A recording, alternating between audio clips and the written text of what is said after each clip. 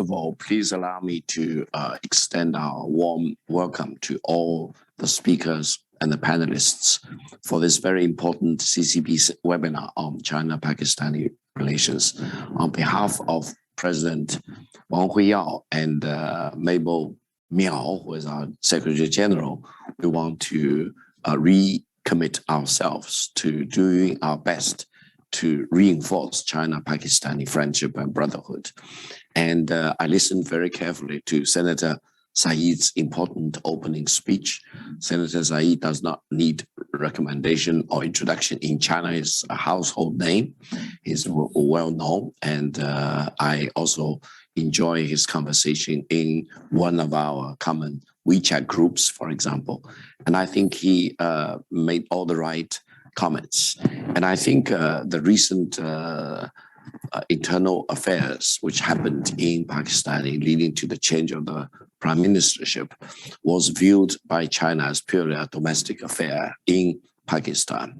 And the end result is that China-Pakistani relations have been more reinforced and more strengthened.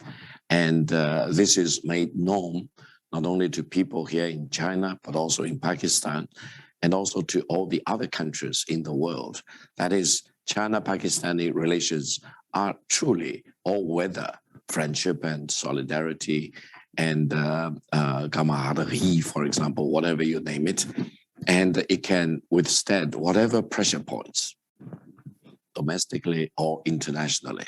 So this is something that we want to congratulate Pakistan as well as China for having such very excellent and very strong relations. Allow me to mention one thing. I made my only visit to Pakistan back in 1986 when I was with the Chinese Foreign Ministry. And we went there to meet with President Ziaul Haq at the time. And we also signed one of the agreements between China and Pakistan, which led to the eventual opening of the Hunchalapu Mountain Pass, which now is a very important passageway in the CPEC corridor, basically. So I think all these years I followed the situation in Pakistan with strong personal interest. And one of my mooring anchors is this visit to Pakistan, and I look forward to more visits to your great country. Now, when we are focusing on the military operation or war in Ukraine, one thing which is very interesting is that Russia has emphasized that whatever that is happening in Ukraine marks the beginning of a new international order. Now, if you listen very carefully to what Washington has to say, they basically say the international order after the Ukraine war will be significantly different from whatever international order before the outbreak of the military conflicts in Ukraine. So what are Russia on the one hand and the United States on the other hand having in mind about the international order? Now, we know that China is one of the founding fathers of the current international order established on the ashes of the Second World War. This is why China is one of the 5 permanent member states of the United Nations Security Council. China does not want to rock the boat. China now is actually a fierce defender of the current international order. What China is opposed to is any single country try to dictate terms to all the other countries. And in this respect, I think what the senator mentioned about the 5 principles of peaceful coexistence is really one of the most important pillars of the current international order. Countries need to respect each other. And I think I'm personally very agonized by the recent tendency of some countries try to divide the world into 2 blocks. One, what they call democracy, and they forgot that China is a democracy with our Chinese characteristics. I constantly explain to people in the United States, how can you expect to achieve modernization without democracy? And how can you really expect to see the profound transformation of China without the Chinese people having democratic rights? So I think try to build up one block and exclude China from that bloc, putting a label on democracy for those countries, is not reflecting the realities on the ground. Now, on the other hand, they want to set up another bloc, putting countries like Russia and many other countries into it. They sometimes also want to drag China into that bloc. Again, this is completely not reflecting the realities on the ground. I think this is dangerous, and this is really fueling the fire of war rather than encouraging peace, not only as far as Ukraine is concerned, but also as far as world peace and development are concerned. Now, I want to add a point to the distinguished senator. I think, given the fact that the international order, whatever you define it, right now is in great flux, and it may actually change in a fundamental way going forward, I think maybe it is time for Pakistan or for distinguished statesmen like Senator Said to consider that while we firmly believe in the strength and of the solidarity and camaraderie and brotherhood of China-Pakistan, whether we have reached the point that China-Pakistani friendship should be pushed to China-Pakistani friendship plus. What does this mean? This means that Pakistan could really create conditions to make sure that Pakistan is not only Pakistan. Pakistan can also represent, for example, the Muslim world or the Islamic world or some Arab countries, even though Pakistan itself is not an Arab country, but it is very influential in the Arab world. So I think maybe Pakistan or distinguished statesmen like Senator Said can play this very unique role to make sure that China-Pakistani friendship is also more widely felt in the Muslim world, in the Islamic world, in the Arab world. And this will be good for China on the one hand, but this will also reflect the leadership role of Pakistan and also the important role that Pakistan occupies in the Islamic world, in the Arab world, in the Muslim world. Because I think anyone with the decency of the mind looking at China-Pakistani friendship and brotherhood can conclude in a fair way that China is not an enemy of the Muslim world. China is not an enemy of the Islam world. China is not an enemy of the Arab world. China considers itself as brothers and sisters of Pakistan and all the other Muslim countries, Islamic countries, the Arab countries.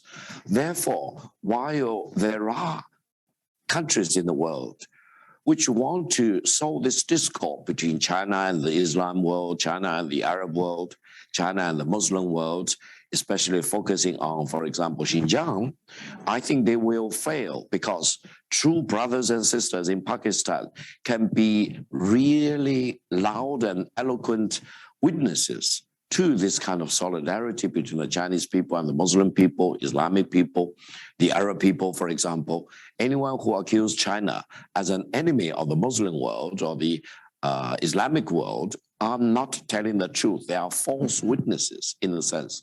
Now, another point I want to share or consult Senator Said is that maybe beyond this circle of the Islamic countries, Muslim countries, or Arab countries, I think there are more countries in the world. So I hope maybe Senator Said or Pakistan as a country can also consider promoting something like Friends of China. Let's say, if assume we use this as a label, so that in the world of today and tomorrow, more and more countries will be happy and will be proud to consider themselves as friends of China. This is more urgent and more necessary because there are very explicit designs try to split the world into two blocks, and they want to put China into one bloc to be isolated and to be sequestered, etc. This is unfair to China. This is unfair to the world. This definitely will take a lot of steam out of global economic development and global trade. So I hope eventually there will be a new phenomenon where more countries will consider themselves as proud friends of China. This is not something false. This will be something new. This will be something genuinely felt from the bottom of their heart. Why?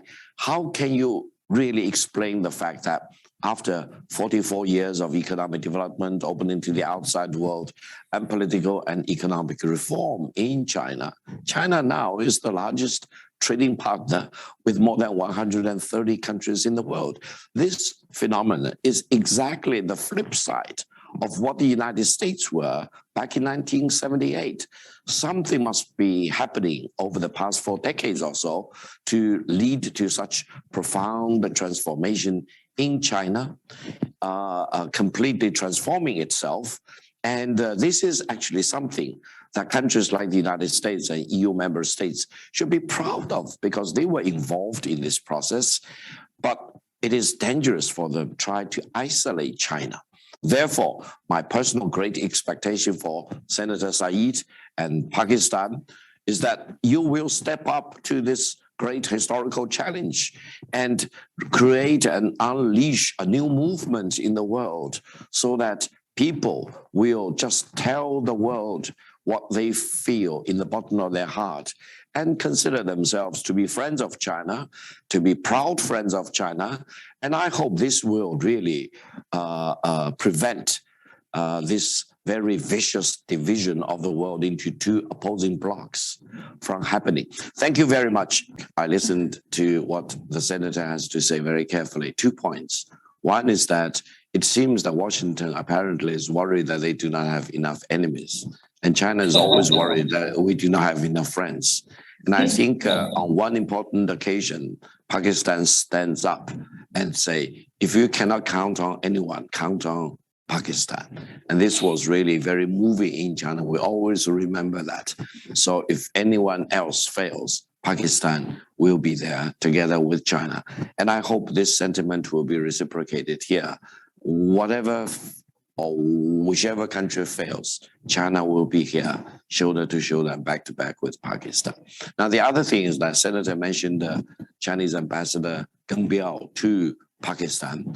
And the current Chinese president also reminded this quite often whenever he meets with Pakistani friends. General Geng Biao's son, Geng Zhiyuan, is a good, great personal friend and family friend of mine. So when the senator makes it to Beijing next time, visiting his... Next time I want to have dinner with him at your place.